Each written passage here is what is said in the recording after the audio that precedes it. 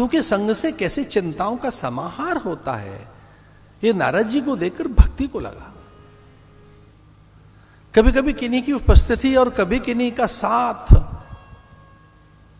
किस ढंग से हम में प्रीति वर्धन करता है, स्नेह का वर्धन करता है, आनंद वर्धन करता है, ज्ञान वर्धन करता है, किस तरह से ईश्वर का बोध करा देता है। ये बात इस कथा में आती है कि सत्संगति बड़ी बात है, बड़ी चीज है। सत्संगत्वेन निसंगत्वम निश्चल चित्ते निर्मोहत्वम जीवन मुक्ति। इसे सबसे बड़ा मूल कोई है तो वो सत्संगति है। सत्संगति, आपकी संगति कैसे, आप किनके संग में रहते हो? तो जिनके संग में आप रहते हैं उनका प्रभाव आपके जीवन में दिखता है, आपकी वाणी में, स्वभाव में, पूरी प्रकृति में वो छाए रहते हैं। आपका संग दोष छाया रहता है। इसलिए महापुरुषों ने कहा इस संग दोष को जीते सत्संग से। अध्यात्म नित्या विनिवृत्त कामा, अध्यात्म नित्या जित संग दोष, जित संग दोष। तो संग दोष है, जैसे अग्नि में जब तपाया जाएगा सोने को तो वो जो दोष थे सब निकल गए। सोना पूरा सोना रहता है, स्वर्ण में कोई अभाव नहीं रहता, सोना कम नहीं रहता, सोने में से कुछ निकल नहीं जाता। तपने के बाद सोना माने सोना रहता है। जो हेय था, विजातीय था, निंदनीय था, अग्राह्य अमान्य था, अथवा जिससे स्वर्ण में और दुर्बलता आई या कि उसकी आभा क्षीण हुई या उसकी मूल्य महिमा और उसकी महत्ता, गुणवत्ता, अर्थवत्ता और मूल्यवत्ता प्रभावित हो रही थी, वो सब बाहर, पूरा बाहर। अग्नि की संगति ने किस प्रकार से स्वर्ण को सोना और कुंदन बना दिया। सोना माने पूरा सोना, खरा सोना। आदमी खरा है कि नहीं, पर सोना खरा होना चाहिए। दूसरे खरे हों, दूसरे सही हों, वो प्रामाणिक हों।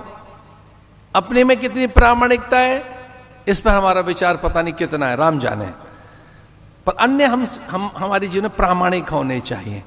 वो खूब प्रामाणिक हों, उच्च आदर्श उनके पास हों, उनमें बड़ी नैतिकता हो, वो सत्यनिष्ठ हों, उनमें जरा से भी दोष न हो, अन्य से ऐसी अपेक्षाएं हमारी नहीं। जिस युग के आप हैं उसी युग के हम हैं। विश्वामित्र द्वापर त्रेता के थे, वशिष्ठ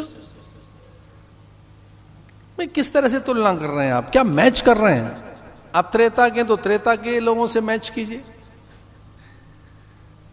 किससे क्या मैच कर रहे हैं आप?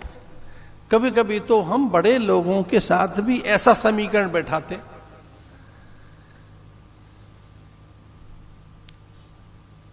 ये ध्यान से सुनने की बात है। सत्संग में आपकी शुद्धता, पवित्रता, दिव्यता, नित्यता, सनातनता, महत्ता प्रकट होगी। मैं भरोसे के साथ कह रहा हूं, सत्संग में जाइए, आप अच्छे बन जाओगे, वो हो जाओगे जो आप हैं, अब वही होकर निकलोगे। उसकी आंच, उसकी तपिश, उसकी उष्णता, उसकी दाहकता आपको नहीं छुएगी। वो अग्नि है, ज्ञानाग्नि, बहुत बड़ी अग्नि है। अग्नियों पर जब विचार हुआ तो बताया कामाग्नि, जठराग्नि, क्रोधाग्नि, कितनी अग्नियां हैं। एक है ज्ञानाग्नि जो दग्ध करती है, आपको जलाती नहीं है, आपको पता भी नहीं लगेगा कि ज्ञानाग्नि ने किस तरह से आपको दग्ध कर रही है। आपके पाप, ताप, संताप, कंदर्प, दर्प, विजातीय, हेय, निंदनीय, असुचि, अमान्य, अग्राह्य अथवा जो कुछ भी आप में मंद है विलक कर देगी उसको। सत्संगत्वे ने निर्मोहत्वम निश्चल चित्ते जीवन मुक्ति, ये सत्संग है। सांवरे से मिलने का सत्संगी बहाना है, उससे मिलने का तो मार्ग ही यही है। सांवरे कर दिया परमात्मा है, वो ईश्वर, उसे प्राप्त करने का सत्संग। इसे महापुरुषों ने कहा कि सत्संग में आलस्य न रहे, और यहां अब सत्संग हो गया है। देखिए, महापुरुषों से संवाद हो गए, परिप्रश्न ने सेवया, गुरु मिले तो प्रश्न करो उनसे, आत्म कल्याण विषयक, आत्म विषयक। अच्छा, एक अनुभव तो हमारा भी है कि गुरुजनों के संग में रहकर आत्म कल्याण तो होता ही है, पर संसार का भी कल्याण हो जाता है। ऐसा है नहीं कि केवल वो वही देंगे और लौकिक सुख नहीं मिलेंगे। सच मानिए, क्या नहीं हो गया, क्या नहीं हो गया।